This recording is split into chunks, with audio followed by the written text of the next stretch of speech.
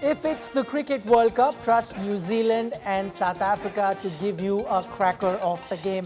This is something that we alluded to before the start of this game, referring to the two previous occasions on 2011 and 2015. And will we have a part 3? Yes, we've got a part 3 of a humdinger of a contest. Take a look at that scorecard. Then 241 for 6 is what South Africa got after being put into bat.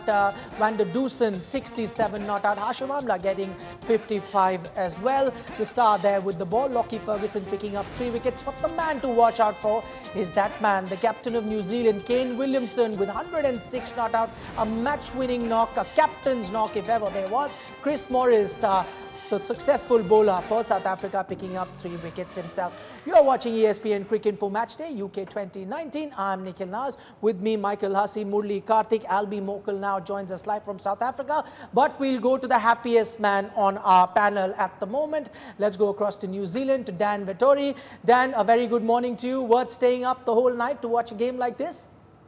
Most of the night, yeah. Yeah, it was an amazing finish, I think. To see the calmness of Williamson there at the end, coupled with the explosive, carefree nature of de Grandhomme in those trying circumstances, put together some compelling viewing. So I think in a lot of ways South Africa were very unlucky. Their fielding probably let them down, but I thought they bowled exceptionally well. But I think everyone stand back and hail King Kane for a little while. Okay, you used the word unlucky for South Africa. I'll go across to Albie. Albie, we'll get into the specifics a bit later, a few DRS missed opportunities or, all other things. But I want to specifically talk to you about the poor fielding from South Africa. Yes, you can have a bad day with the bat or the ball, but one thing you really don't expect out of a South African side is poor fielding. That was on display today. Yeah, that wasn't great to watch, I must be honest. Before we start to talk about that, credit must go to Kane. That was a fantastic knock and he really kept the innings together. I watched the whole game, ball for ball, and I felt that South Africa had the chance, the entire innings with the ball. I think you can argue they could have scored a few more runs, but in my opinion, they had enough runs on the board. They created enough opportunities to win that game. Unfortunately, one of the strong points in the past was our fielding, and today it let us down. I think at the latter stage of the innings, in the beginning it was fine. We made some good stops. The guys moved well, but we missed 6 chances in a row in a space of 4 overs, and that cost us dearly. Okay, I'm going to talk about those chances. Before that, Michael, I've got 2 words for you. Andile Pelukwayo.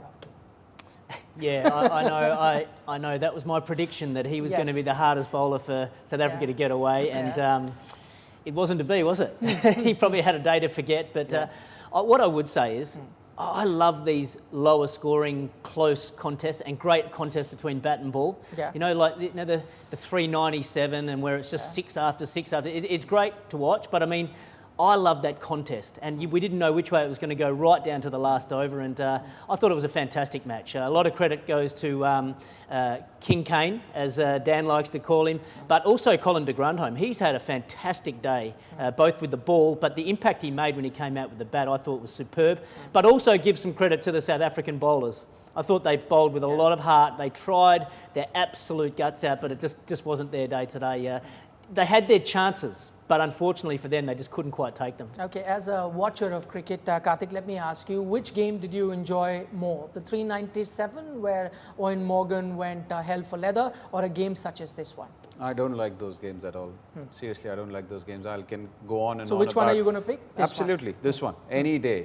Whereas Huss rightly said, you don't know which way it's going to go. It could have gone any team's way. So a couple of decisions, couple of catches, those runouts, DRS not taken. Could have been a completely different day.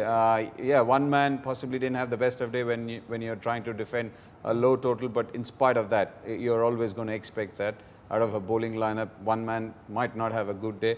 These are the kind of games you want. Okay. The format is brilliant. The World Cup format is brilliant because you wait 4 years for the teams to compete against each other. So you don't want 2 groups and then they play and then the best one wins and they move on. You like this, but the thing is, you want the quality of cricket and games to be a lot more closer for the sake of international cricket, for the sake of, or for the health of one-day cricket. So it's great to see such games rather than two bowlers being gagged and bound and batsmen hitting them all over the park. No, never. Okay, we're talking about the match that really was turned around by Captain Kane Williamson, and let's take a look at his averages in England, and he's a standout there. If you take a look at that, in a country in ODIs, this is the highest batting average, minimum 1,000 runs, and Kane Williamson in England averages 74.28. I'm just going to come to you, Michael, on that. We were, just lately, we were talking about the best batsmen, and suddenly Kane Williamson has just fallen off the radar. Just as soon as he did, he's reminding everyone that he's one of the best in the world with a knock. He's a master batsman, and just the way he calculated his way through that innings. Yeah. He knew the right times to attack. He knew the right times just to defend and keep out their best bowlers. He played Tahir well, who's had the wood over him in the past. He's such a smart player, and in my mind, there's a real top echelon of batsmen around the world. You've got Kohli in that list, you've got Joe Root there, Steve Smith, and Kane Williamson certainly deserves to be in that little group as well. Okay, Dan, just looking at this particular inning of Kane Williamson, you've seen him for a very long time. Do you think the situation was tailor-made for him? The pitch really not very easy to bat on, and then the situation demanded someone to play a gutsy knock, and those are the kind of situation that he really loves to bat in. Well, I think he's proven now that he can bat in any situation, and I think the thing that sets him apart is there's not many batsmen around the world who could play this particular innings. I think a lot of batsmen need perfect conditions. They want to play the same way almost all the time. Kane adapts and tailors his game to exactly what's required, and he's proven time and time again all he cares about is winning. So he'll adapt to the situation, so as long as he can be there to help New Zealand win, whether he's playing an aggressive game, which he's done in the past, or today where the total was in front of him. He knew the nature of the wicket. He knew how South Africa going to bowl him with a lot of slow balls. He knew how important Tahir was if they could keep him wicketless. So he summarised all those little things in a short period of time and then hung in there. It's 100 off 130 balls. You very rarely see that in this day and age, but for him to play that way, shows he's one of the greatest going around at the moment. Right, Kartik, we've seen a few hundreds in this World Cup already. Rohit Sharma, Shikhar Dhawan, Aaron Finch has got 100. We saw Owen Morgan get one. This isn't the biggest 100 in terms of runs, but how do you rate it in the World Cup? Brilliant innings. It's not about going out on a belter and trying to blast innings. Rohit Sharma's 100 against South Africa was very mature because that was the need of the hour, because there was something in the wicket at Southampton. Similarly over here, you needed to be there, and the amount of calmness which he showed, even in the 45th over, 46th over, when there were a couple of dot deliveries which happened, he was absolutely unruffled, and that's exactly what you want, the captain of the team. And again, you have to give a lot of credit to Colin de Grandhomme, because when Jimmy Neesham fell 137 on a track like that, the way he came and eased up the situation for Kane Williamson, a brilliant effort from him. I think you can't take away that knock. If it had not been for Colin de Grandhomme, I don't know how Kane Williamson would have played, because after that, yes, people can bat, but it puts that much more pressure. If you talk about 100, brilliant 100 from Kane Williamson, it has to be right up there in the number of hundreds which have been scored this year in the World Cup. Okay, talking about Colin de Grandhomme, got a great knock there as well, giving company to his captain, and that is what really helped the New Zealand team to chase that very, very tricky total. I'll take that question to Dan Vettori. Dan, you aren't going to be thinking of dropping him for the next game? I need to be sacked as a selector. That's what needs to happen. I think every play that I wanted sort of didn't quite pan out, but I think once again, I think we think back to the pre-show. Huss made the comment around New Zealand's always wanted depth in their batting. They've always enjoyed the all-rounders, whether it's 6, 7, 8, 9. They've always wanted those sorts of players, and de Grandhomme epitomised that today with, firstly, the way he bowled. He was perfect for these conditions, and his ability to adapt, and then secondly with the bat. And it's almost the opposite innings to what Kane played in terms of how circumspect Kane was and assess the situation. Colin plays one way no matter what, and sometimes in these situations you need a guy who can come out there with that confidence, still look to hit boundaries, still look to hit sixes, and take all the pressure away. So his role in this game is probably in the end the most influential, and I'm surprised if he didn't get man of the match because of how well he played. But I think that ability just to come out and play your game no matter what in those really tight situations is a unique skill. It sometimes has caught Colin unstuck in the past, but today was one of those days where is exactly what New Zealand needed. Right, no one's going to grudge Kane Williamson with the man of the match with the knock that he played, but this is a question I was going to ask the two of you. Colin de Grandhomme picking up that 1 wicket for just 33 runs of his 10 overs. He's equally there, would you say, for the man of the match? Huh? Yeah, I actually thought so. Sometimes you don't give. You would have given him? I would have given it to him because of the fact that the time when he came, he actually put the stranglehold.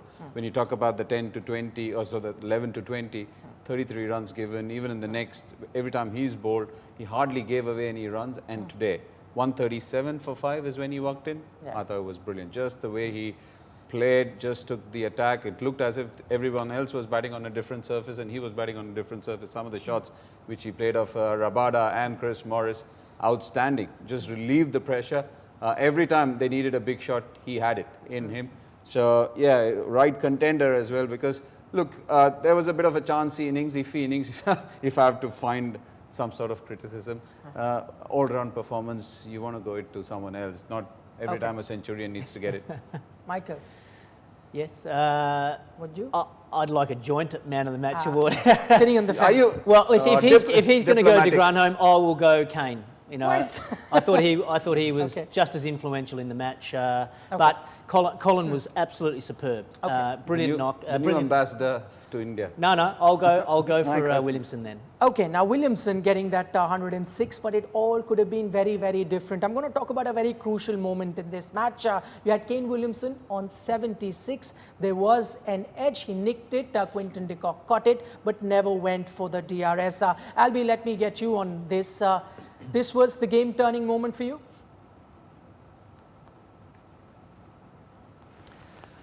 Yeah, look, it was a very faint edge, but yes, I don't know, you just can't miss opportunities like that. That was the game in the bag. But even a bigger one was the run out just a few overs after that, where you know, they missed the opportunity at the bowler's end, where Kane was about 1.5 meters short. So I think that, you know, that was an even easier chance. So we missed the big fish twice in the space of 12 balls, and that turned the game on the head. You could see after that the momentum was just swinging back to New Zealand. Straight after that, Colin got a thick edge past the keeper for 4, and you could just feel that the South Africans sort of that wind went out of their sails then. Okay, it was up to the captain to go for either one of them. Does he listen to his bowler in Imran Tahir or the wicket keeper in Quinton de Kock? But going by the past, history of how Imran Tahir is with the DRS appeals, I'm guessing he went with the keeper because he thinks every chance that he gets, it's out. Well, that's right. Imran Tahir, he wants to refer absolutely everything. I think most captains try and trust their wicketkeeper as much as they possibly can. And Quinton de Kock, he didn't even appeal. Yeah. He just stood there as if there was nothing whatsoever. So it must have been the faintest feather of a nick. And yeah, it's such a fine line in this game. That's what makes it such a great game. Is, you know, just a little thing can go your way or it can go the opposition's way, and that can be the difference between winning and losing a game. Okay, just looking at and giving a benefit of doubt to Quinton de Kock, there was that instant, I think Jimmy Neesham was batting the ball pitched outside the leg stump. Imran Tahir wanted to review that as well, and he refused. Now, I mean, plenty of people will talk about this particular DRS. Had they taken that DRS, they wouldn't have existed. So in all, I mean, I'm looking at the averages. Quinton usually gets it right, and probably that's why the captain went with it. Look, it's a tough one. Sometimes there are times when you hardly hear anything. Even the batsman, did he know, did he not know? That's something which you can ask Kane Williamson privately, but I'm pretty sure that as a wicketkeeper, wicketkeepers generally have a tendency to go up for everything, at least in the form of an appeal, although not in the form of a DRS. But over here, he just literally closed his eyes, possibly thinking that it was a close shave. Even if that was missed, I think the second one was a lot more easier in terms of Kagiso Rabada and the Miller combination, trying to get that run out. It's a tough one. It's a tough one. Sometimes you don't hear it in a noisy situation. What I would say though is if you're in doubt, I think just use it, because. But if they'd done that, they would have lost it earlier. The first one, okay, Yes. but Quinton de Kock could probably see that was pitching outside leg. But if even on the second one, he obviously didn't hear anything. But I'm just saying in general.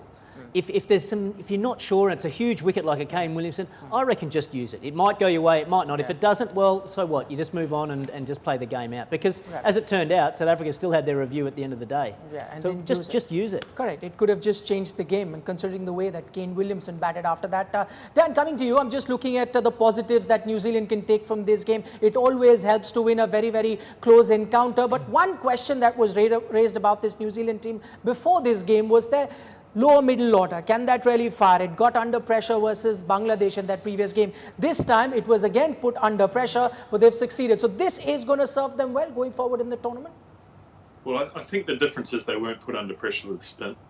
That's probably been the question marks around them in the past. You saw Bangladesh be able to come and squeeze them so brilliantly through those middle stages. Today was against seam bowling, albeit on a slash wicket, and the South African bowlers bowled a lot of cutters. It's still pace on the ball. So we should credit them for batting so well, and I think the test will come against the likes of an India with their spin attack.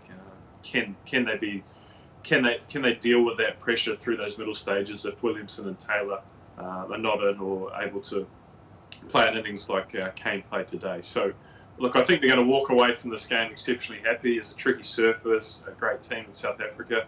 It almost cements a semi-final spot. But they'll know in the back of their minds that they're going to be confronted with spin at some stage, and how they deal with that is going to play a huge part in how far they go in this tournament.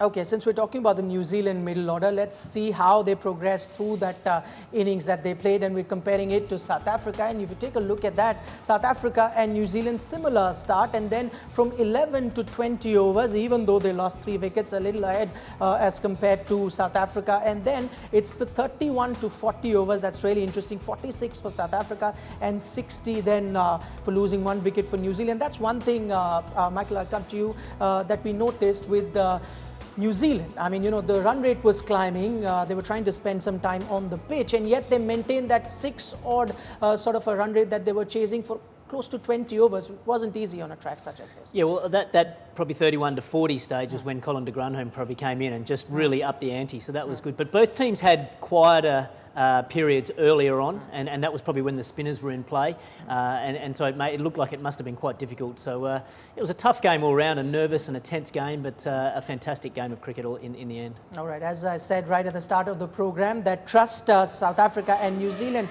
to give you an exciting game. That's all that we have for you, those of you who are watching us on ESPN Cricinfo. But for our audience in the Caribbean, we'll be back with lots more.